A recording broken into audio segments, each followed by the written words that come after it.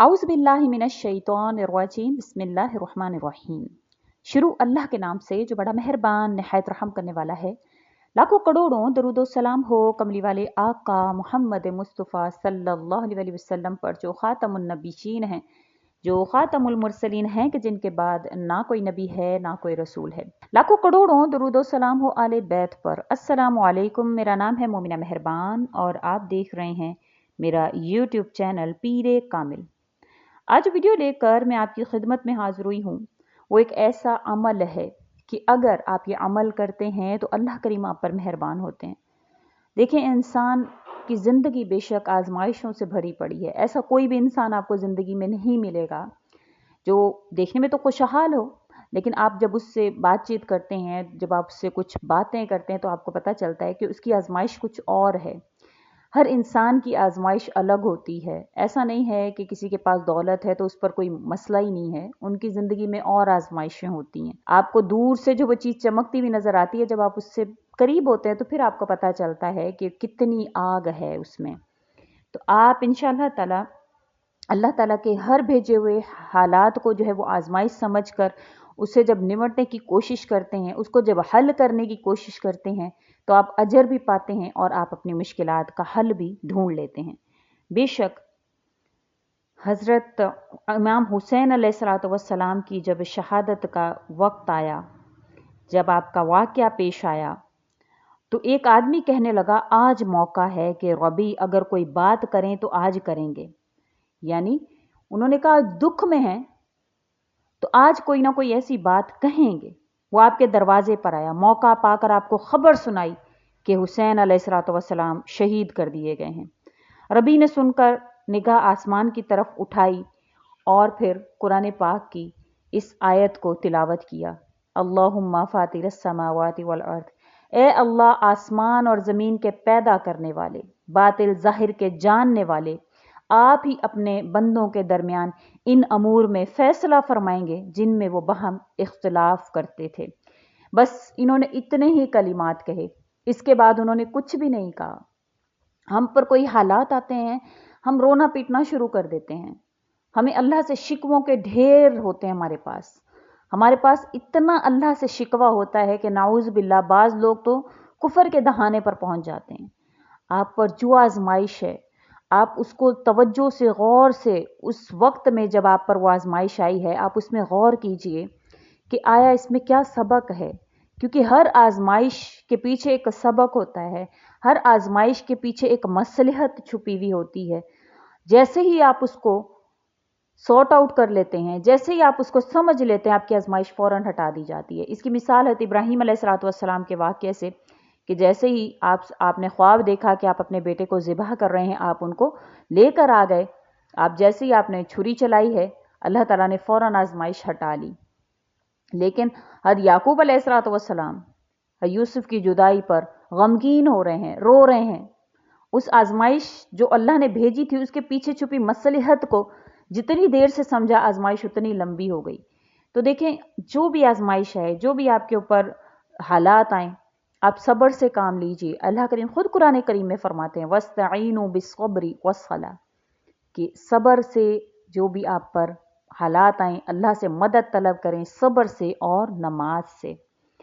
इंशाअल्लाह ताला फिर आप अपने मकसद तक पहुंच जाते हैं।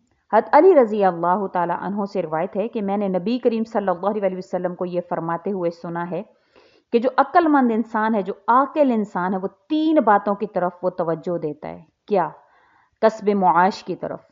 देखें, अल्लाह के नबी ने ये नहीं फरमाया है कि आप बिल्कुल दुनियादारी को छोड़ दें। कुरान पाक की बेहतरीन दुआ भी रब्बना आतिना फिद दुनिया हसनतम व फिल आखिरति हसना है। तो अल्लाह के नबी ने भी कभी ये नहीं फरमाया।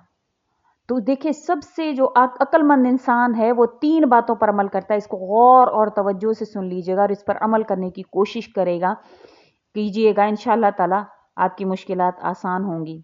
कस्बे माश की तरफ आप सल्लल्लाहु अलैहि वसल्लम ने फरमाया, तवज्जो दे, कस्बे माश नहीं करे बल्कि आखिरत की तरफ भी यकसुई रखे। और तीसरे नंबर पर जायज़ लज्जतों की तरफ, कि दिन भर में अक्लमंद आदमी जो है وہ 4 گھڑیاں گزارتا ہے، اس کی 4 گھڑیاں دن بھر میں ہونی چاہیے۔ یہ آپ صلی اللہ علیہ وسلم کا قول مبارک ہے۔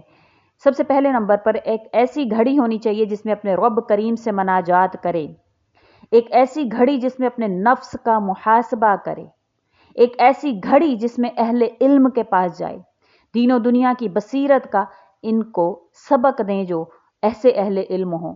آج کل کے اہل علم نہیں ہے جو آپ کو فرقہ واریت کی طرف اور آپ کو جو ہے وہ غلط چیزوں کی طرف لے کر جاتے ہیں۔ ایسے اہل علم جو آپ کو اللہ کے قریب کر دیں اور ان کی خیر خواہی کریں، ایک ایسی گھڑی جس میں اپنے نفس کو حلال اور جائز لذتوں میں اور خواہشات کے لیے ذرا آزاد بھی چھوڑ دیں۔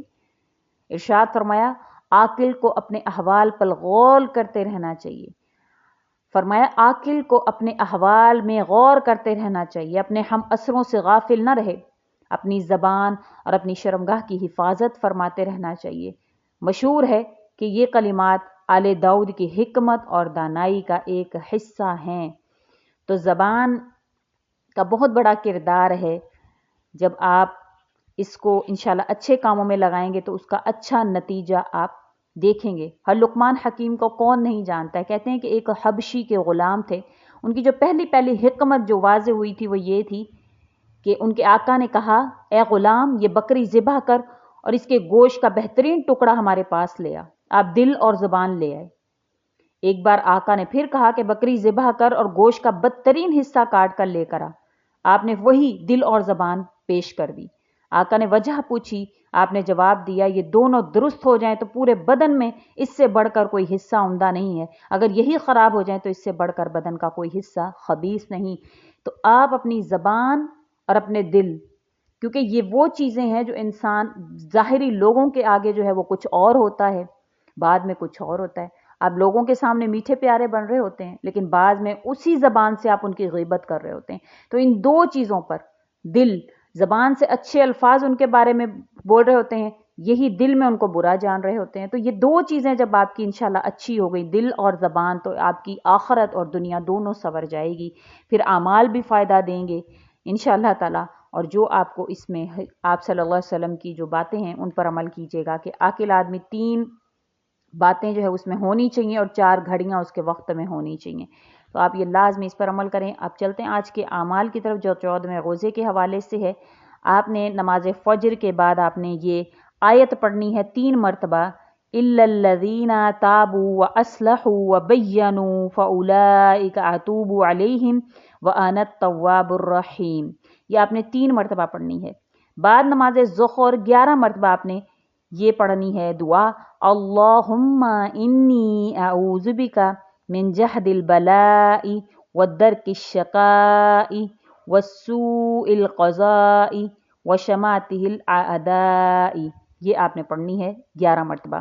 بعد نماز عصر آپ نے 7 مرتبہ یہ دعا پڑھنی ہے، اللہم انی اعوذ بک من زوال نعمتک وتحول عافیتک وفجاءت نقمتک وجمیع سخطک۔ یہ آپ نے پڑھنی ہے 7 مرتبہ۔